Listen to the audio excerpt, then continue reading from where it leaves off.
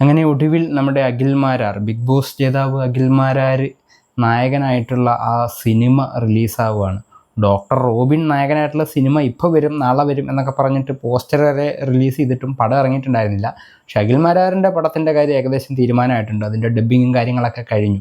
അപ്പോൾ ഇങ്ങനെ ഇരിക്കുന്ന സന്തോഷത്തിലിരിക്കുന്ന ഈ സമയത്ത് അഖിൽമാരാറിനെ പറ്റി, അഖിൽമാരാറിൻ്റെ അയൽക്കാരനാണെന്ന് തോന്നുന്നു, അദ്ദേഹത്തിൻ്റെ അഭിപ്രായം പറച്ചിൽ കേട്ടിട്ട് അഖിൽമാരാരെ കൃത്യമായിട്ട് അടുത്തറിയുന്ന ഏതോ ഒരു മനുഷ്യനാണെന്ന് തോന്നുന്നു. അഖിൽമാരാരുടെ അച്ഛനൊക്കെ ആയിട്ട് നല്ല അടുപ്പമുള്ള ഒരു വ്യക്തിയാണ്. അപ്പോൾ പുള്ളിക്കാരൻ അഖിൽമാരാരെ പറ്റിയിട്ട് പറയുന്നത് എന്താണെന്ന് നമുക്കൊന്ന് കേട്ടു നോക്കാം. പല തന്തയ്ക്കുണ്ടായ ആയോളി, ഇത് ഞാൻ പറഞ്ഞല്ല, ഇത് അഖിൽമാരാരുടെ അച്ഛൻ രാധാകൃഷ്ണപിള്ള ഇവനെ വിളിച്ചതാണ് ജംഗ്ഷനിൽ വെച്ചിട്ട്. ഓ, അണ്ണനെയൊക്കെ അറിയുന്ന ആളാണ്. തീർച്ചയായിട്ടും അങ്ങനത്തെ ഒരു സ്വഭാവം തന്നെയാണ് അവൻ കാണിച്ചുകൊണ്ടിരിക്കുന്നത്. ഇവന് പണ്ട് പട്ടികജാതിക്കാരെ വീട്ടിലും കോളനിയിലും ഒക്കെ കടന്നെന്നൊക്കെ പറഞ്ഞിട്ട് അവനിപ്പോൾ ഒരു രാത്രിയായപ്പോൾ നീലക്കുറുക്കൻ്റെ സ്വഭാവം കാണിച്ചിരിക്കുകയാണ്.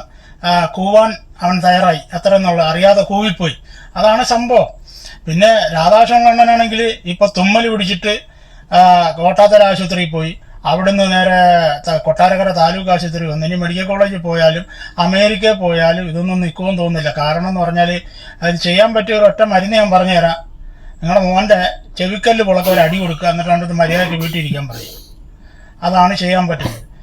ഇവനെ അങ്ങനെ ചെയ്താൽ മാത്രമേ. അപ്പോൾ അഖിൽമാരാർ ഒരു കാര്യം ചെയ്ത് വേടനുമായിട്ട് ഒരു പരിപാടി അവിടെ നിങ്ങൾ കോട്ടാത്തല സംഘടിപ്പിക്കും. നിന്റെ വീട്ടുകാർ പോലും പെണ്ണുമ്പിള്ള മക്കളും പോലും വേടനെ കാണാൻ പോകും, തള്ളന്തേം തള്ളയൊക്കെ. നീ അവിടെ ഒറ്റയ്ക്ക് ഇരുന്ന് ആശം കാണിക്കേണ്ടി വരും. ബലൂൺ കച്ചവടക്കാരനും ഒരു കാപ്പി കച്ചവടക്കാരൻ പോലും കാണത്തില്ല. പിന്നെ കൊട്ടാരക്കര, നിന്റെ കാര്യം പറയാൻ, കൊട്ടാരക്കര ഗണപതി അമ്പലത്തിലെ ഉണ്ണിയപ്പം വളരെ ഫേമസ് ആണ്. പക്ഷേ അത് പുറത്ത് കൊണ്ടുവച്ചിട്ട് പട്ടി നക്കിയാൽ തീർന്നില്ലേ കാര്യം. അതുകൊണ്ട് എനിക്കൊന്ന് രാധാകൃഷ്ണനോട് പറയാനുള്ളത്, പണ്ടത്തെ കാലത്ത് 50 പൈസയ്ക്കൊക്കെ നിരോധം കിട്ടുന്നൊരു കാലമായിരുന്നു. അന്ന് നിങ്ങൾക്കത് മേടിക്കാനുള്ള ആസ്തിയൊന്നും ഇല്ലെന്ന് എനിക്കറിയാം. എന്നാലും അത് മേടിക്കണമെങ്കിൽ ഒന്നുകിൽ നിങ്ങൾ പിന്നെ കോട്ടാത്തല കിട്ടാത്തതുകൊണ്ട് കൊട്ടാരക്കര വരെ ചിലപ്പോൾ സൈക്കിളിലോ നടന്നോ ഒക്കെ പോകേണ്ടി വരുമായിരുന്നു. പക്ഷേ രാധാകൃഷ്ണ, നിങ്ങൾ ആ തൊട്ടടുത്ത മുറുക്കാൻ കിടന്ന ഒരു മുട്ടായിയുടെ കവറെങ്കിലും മേടിച്ചിട്ടിരുന്നെങ്കിൽ ഈ ശല്യത്തിന് ഞങ്ങൾ ഇങ്ങനെ സഹിക്കേണ്ടി വരില്ലായിരുന്നു. അണ്ണാ, നിങ്ങൾ തുമ്മൽ നിർത്താൻ ഇതേ ഒരു വഴിയുള്ളൂ കേട്ടോ. ദയവേത് അവൻ്റെ ചെവിക്കല്ല് പുളക്കം ഒന്ന് കൊടുക്ക്. ഇതൊന്നും ഞാൻ പറഞ്ഞതല്ല, അഖിൽമാരാറിൻ്റെ തൊട്ടടുത്ത വീട്ടിൽ എവിടെ താമസിക്കുന്ന ഏതൊരു മാമൻ പറഞ്ഞതാ. ഇനി ഇത് ഞാൻ പറഞ്ഞതാണെന്നും പറഞ്ഞ് എന്നെ അഖിൽമാരാറിൻ്റെ ഫാൻസ് തെറി പറയല്ലേ.